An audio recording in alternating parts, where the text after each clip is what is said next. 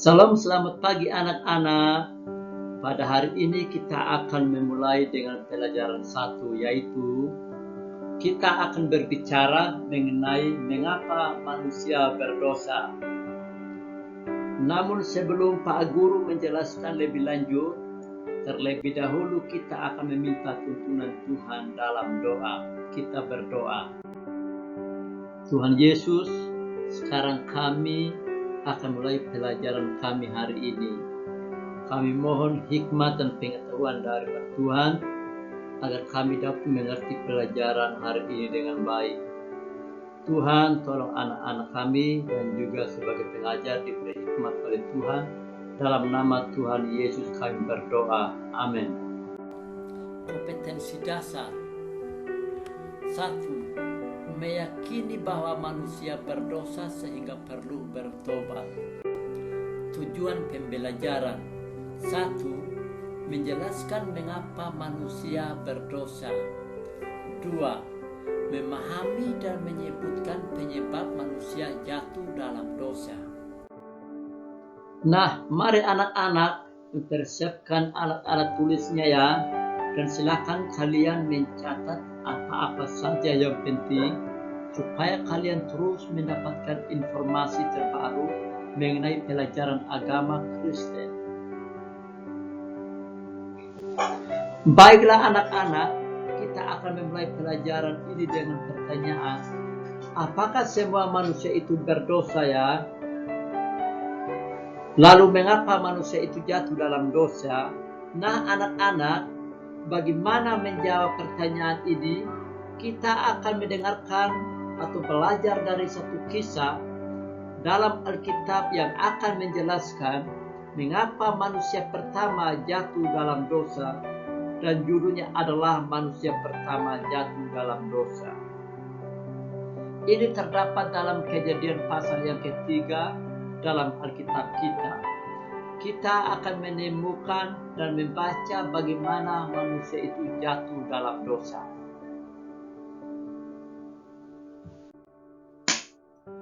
Adam dan Hawa adalah manusia pertama yang diciptakan Allah.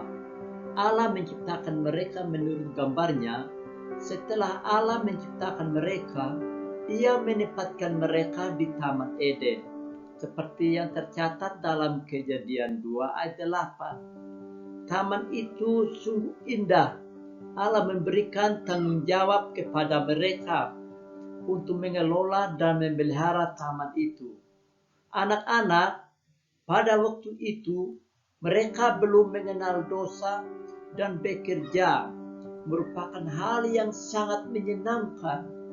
Di dalam taman itu tersedia segala sesuatu untuk mereka nikmati.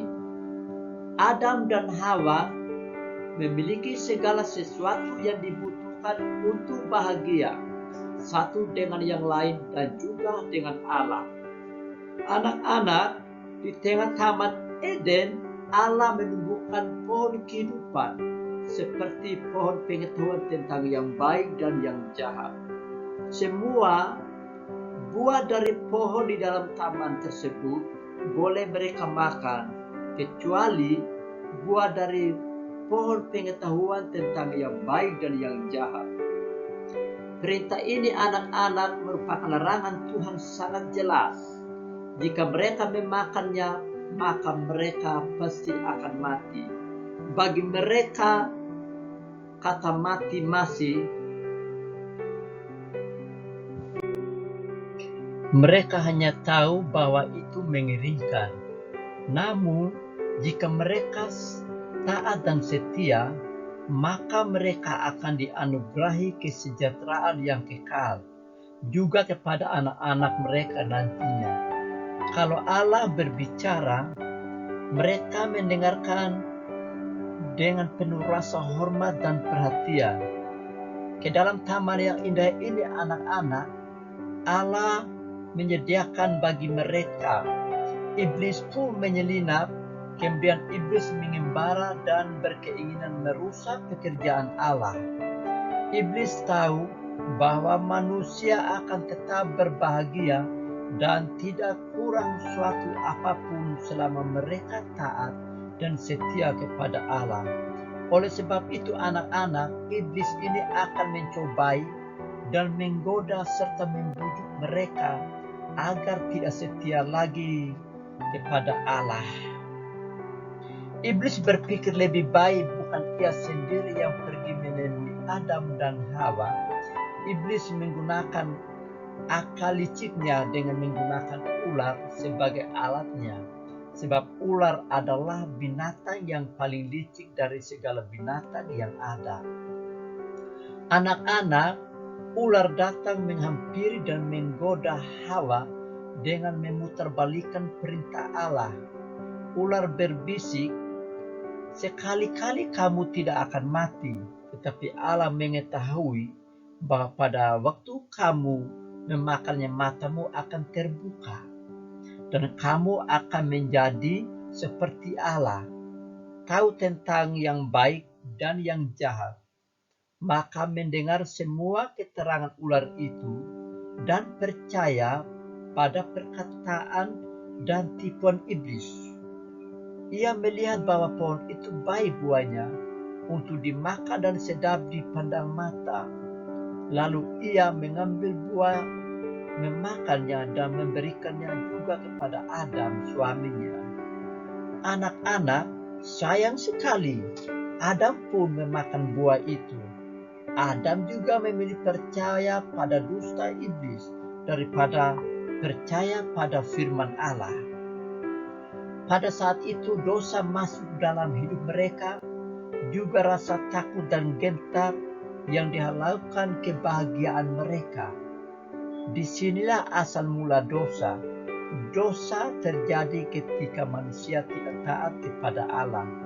Manusia menuruti keinginannya sendiri dan bukan menuruti kehendak Allah. Sekarang Adam dan Hawa sadar bahwa iblis sudah menipu mereka.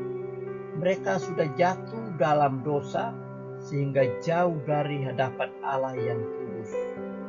Tetapi kesadaran mereka itu sudah terlambat. Anak-anak, mereka sadar apa yang terjadi tidak seperti rayuan ular. Mereka tidak menjadi sama seperti Allah. Mereka malu karena mereka tidak berpakaian. Itu baru mereka sadari setelah berbuat dosa. Lalu mereka menyemat daun pohon ara dan membuat cawan. Mereka juga ketakutan. Mereka telah melanggar perintah Allah. Apa yang akan terjadi pada mereka sekarang? Allah telah berfirman bahwa mereka pasti akan mati. Anak-anak, ketika suara Allah terdengar memanggil mereka, mereka tidak berani berjumpa dengan Allah. Namun, tidak ada satu manusia yang dapat melarikan diri dari hadapan Allah. Suara Allah yang tadinya selalu menyukakan hati, sekarang menimbulkan rasa takut dalam hati mereka. Anak-anak, jadi akibat ketidaktaatan Adam dan Hawa kepada Allah, hubungan mereka dengan Tuhan menjadi rusak dan mereka diusir dan tidak boleh lagi tinggal di Taman Eden. Mereka mengalami banyak kesukaran dan penderitaan.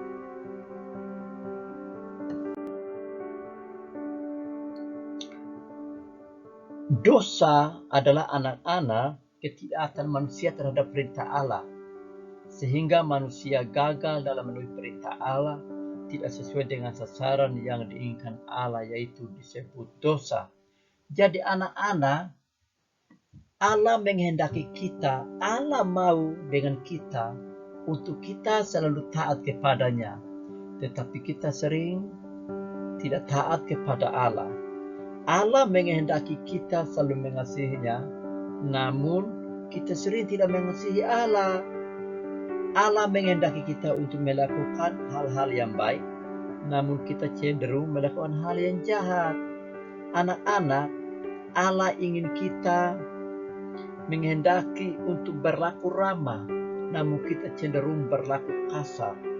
Allah menghendaki kita untuk memaafkan orang lain, namun kita cenderung untuk menyimpan amarah dan dendam. Allah menghendaki kita bersikap rendah hati, namun kita cenderung dan berlaku sombong. Anak-anak, inilah hal-hal yang tidak dikehendaki oleh Allah, menyebabkan kita jatuh dalam dosa. Itulah akar dari dosa. Marilah kita belajar taat, seperti kita tidak boleh mencuri barang sesama, kita belajar berlaku jujur kepada orang tua dan guru di sekolah, berlaku rendah hati, belajar mengampuni teman yang bersalah dan baik dan lainnya.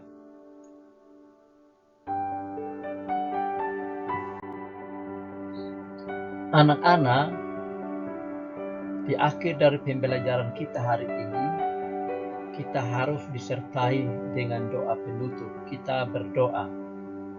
Tuhan Yesus, Engkaulah Allah pemurah, Allah yang memampukan kami untuk menerima pelajaran ini dengan baik.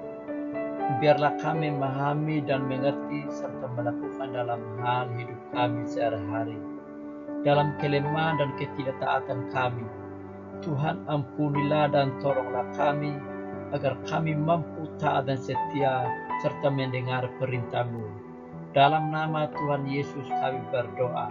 Amin.